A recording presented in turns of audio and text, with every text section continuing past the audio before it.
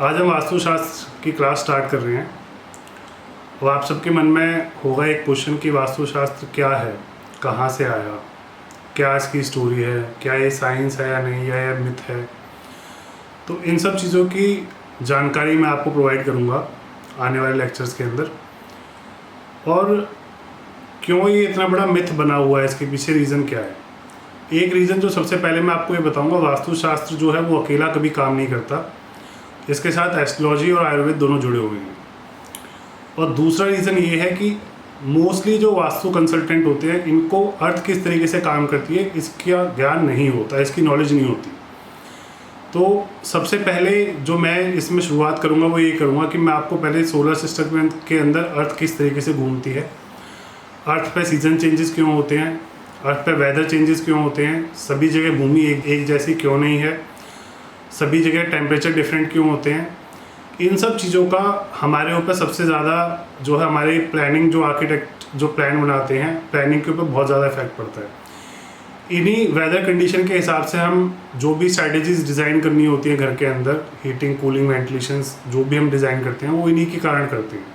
Heat gain कम करना होता है गर्मियों के अंदर, तो इसके लिए प्लैनेट अर्थ की इंफॉर्मेशन होनी बहुत ज़्यादा ज़रूरी है। तो शुरुआत करते हैं कि प्लैनेट अर्थ से कि क्या क्या जो बेसिक प्रिंसिपल्स हैं जिन पर अर्थ काम करती है, इनको मैं आपको पहले बताता हूँ। पहले शुरुआत करते हैं सोलर सिस्टम से कि सोलर सिस्टम क्या है हमारे। अब हम सबको पता है कि मून का बहुत ज़्यादा इफेक्ट पड़ता है हमारी धरती पर। जब भी जो ज्वार भाटा जो समुद्र के अंदर आता है, इस पर मून का बहुत ज़्यादा इफेक्ट होता है, क्योंकि मून की ग्रेविटी पानी को पुल करती है। तो अगर मून इतना छोटा प्लैनेट होता है और इतना बड़ा इम्पैक्ट अगर अर्थ पर क्रिएट करता है, तो बाकी जो हमारे सोलर सिस्टम में 9 प्लैनेट है, इनका इम्पैक्ट भी कुछ ना कुछ तो होता होगा। तो सबसे पहला कि जो अर्थ है वो सूर्य का चक्कर काटती है 365 दिन के अंदर। इसको एक साल कहा जाता है। और ये अपना एक चक्कर जो है एक पॉइंट से लेकर दोबारा से 360 डिग्री का जो रोटेशन इसका होता है वो 24 घंटे के अंदर होता है। और मून जो है अर्थ का उपग्रह है, ये जो है पृथ्वी के चारों तरफ घूमता रहता है। और ये अपनी एक साइकिल जो है 30 दिन के अंदर पूरी कर लेता है, 27 दिन के अंदर पूरी कर लेता है, एक अमावस्या से लेके पूर्णिमा से लेके फिर अमावस्या। अब पहली बात हम ये मैं आपको बताना चाहूँगा कि किस तरीके से धरती पर दिन और रात होता है।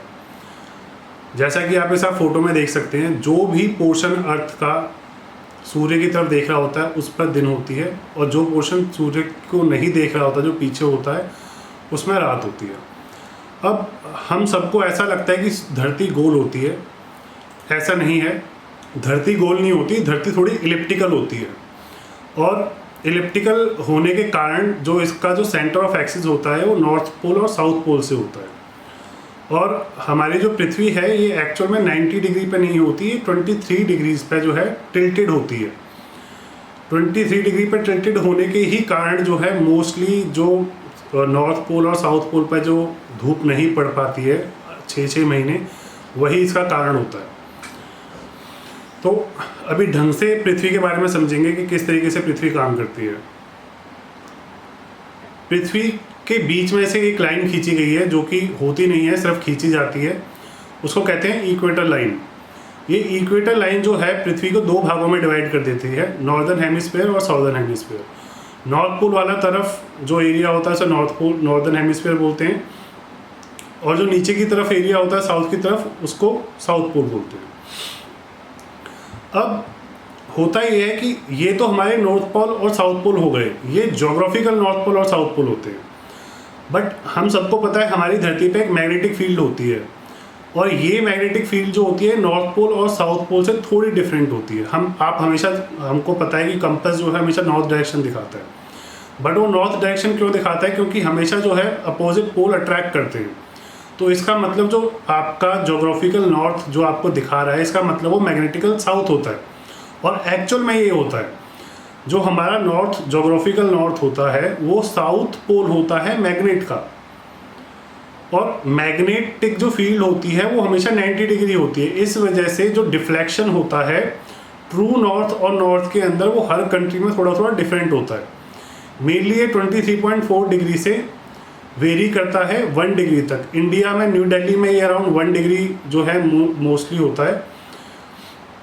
तो ये मैग्नेटिक फील्ड का लॉजिक है जो कि बहुत लोगों को नहीं पता, कि जो आपको कोई भी बोल देता है कि नॉर्थ में पैर रख के सोना है, साउथ में पैर रख के नहीं सोना, तो इसलिए आपको ये पता होना चाहिए कौन सा नॉर्थ बोल रहे हैं, ज्योग्राफिकल नॉर्थ बोल रहे हैं या मैग्नेटिकल नॉर्थ बोल रहे हैं।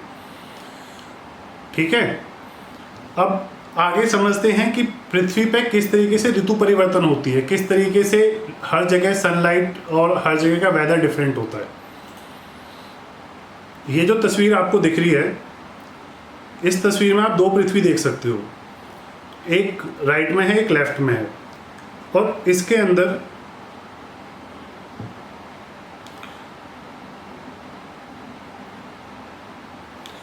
पृथ्वी का सूर्य के साथ एक इस तरीके से इलिप्टिकल पाथ होता है, और जब ये यहाँ इस वाले पॉइंट से इस पॉइंट से पृथ्वी घूम के जब यहाँ आ जाती है तो ये ऑलमोस्ट 6 महीने कवर कर लेती है अपनी। तो जैसा आप अभी देख सकते हो इस फोटो के अंदर, सूर्य की जो किरणें हैं वो इस तरीके से हर डायरेक्शन में घूमती हैं। अब क्योंकि पृथ्वी 23.4 डिग्री टिल्टेड है, इस वजह से इसका जो आधा पार्ट है, ये वाला पार्ट जो है ऊपर वाला, इस पर कभी ही किरणें आती नहीं है सूर्य की। ये मोस्टली टाइम जब होता है जनवरी का एरिया टाइम होता है, जब नॉर्थ पोल पे लाइट ही नहीं आ रही होती, और उसके अगले 6 महीने में आप देख सकते हो नॉर्थ पोल जो है इस पर पूरी लाइट आ रही है सन की। तो ये एक बहुत बड़ा फैक्टर होता है जिससे नॉर्थ पोल और साउथ पोल पर बर्फ़ जमती है और बर्फ़ पिघलती है। अब दूसरा फैक्टर है कि किस तरीके से सनलाइट हर एक एरिया पर डिफरेंट होती है।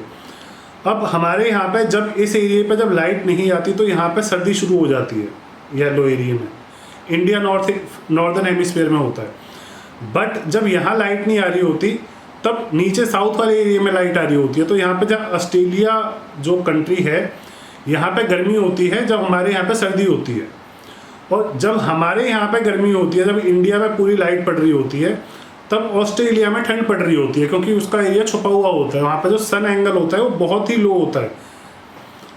इंडिया में ऑलमोस्ट जो है दिल्ली के एरिया के आसपास अराउंड 83.6 डिग्रीज पर जो लाइट पड़ती है सूर्य की गर्मियों में, और सर्दियों में अराउंड 56 डिग्रीज के आसपास होती है। अब ये एक कारण है जिससे काफ़ी ज़्यादा ऋतु परिवर्तन होती है। अब हमको पता है speed is equal to distance upon time एक फॉर्मूला होता है। तो धरती की शेप जो है बीच में से बड़ी है, ऊपर से छोटी होती है। इस वजह से जो बीच में धरती की जो स्पीड होती है, मूविंग स्पीड जो होती है, वो 1670 किलोमीटर प्रति घंटा होती है, और पोल्स में जो होती है बहुत कम होती है। ये एक कारण होता है जिससे जो हमारी विंड पैटर्न्स जो हैं अर्थ में चेंज होती रहती हैं। जो इक्वेटर के पास जो जितनी भी हवा बहती है वो इक्वेटर की तरफ बहती है, और पोल्स से हवा नीचे की तरफ बहती है। तो इस स्पीड की वजह से जो है वेरिएशन की वजह से विंड का पैटर्न जो है हमेशा चेंज होता रहता है हर एक कंट्री में, और ये काफ़ी ज़्यादा डिपेंड करता है हाई प्रेशर जोन से लेके लो प्रेशर जोन पे। तो कई बार क्या है, हिमालय पर बर्फ़ पड़ी हुई होती है या कोई बहुत बड़ी लार्ज बॉडी होती है, तो इस वजह से भी जो है लोकल एरिया के अंदर विंड पैटर्न मूवमेंट जो है वो चेंज हो जाती है। तो हमको ये चीज़ ध्यान रखनी चाहिए, हम कौन सी कंट्री में डिज़ाइन कर रहे हैं उसके हिसाब से विंड पैटर्न मूवमेंट्स आपको पता होने चाहिए, कौन से महीने में कहाँ पे होती है। इसके अलावा आपको ज्योग्राफिकल नॉलेज अपने एरिया की होनी बहुत ज़्यादा ज़रूरी है। किस तरीके की सॉइल है आपके यहाँ पे, किस तरीके की मिट्टी है, पानी कितनी नीचे मिलता है, फाउंडेशन के लिए मिट्टी कितनी बढ़िया है, ये सब चीज़ें आपको पता होनी बहुत ज़्यादा ज़रूरी है एक अच्छे आर्किटेक्ट के लिए और एक वास्तु कंसल्टेंट के लिए। तो ये था बेसिक जो हमको पता होना चाहिए पहले अर्थ के बारे में। अगले एपिसोड में हम डिस्कस करेंगे कि किस तरीके से वास्तु एस्ट्रोलॉजी के साथ और आयुर्वेद के साथ जुड़ा हुआ है।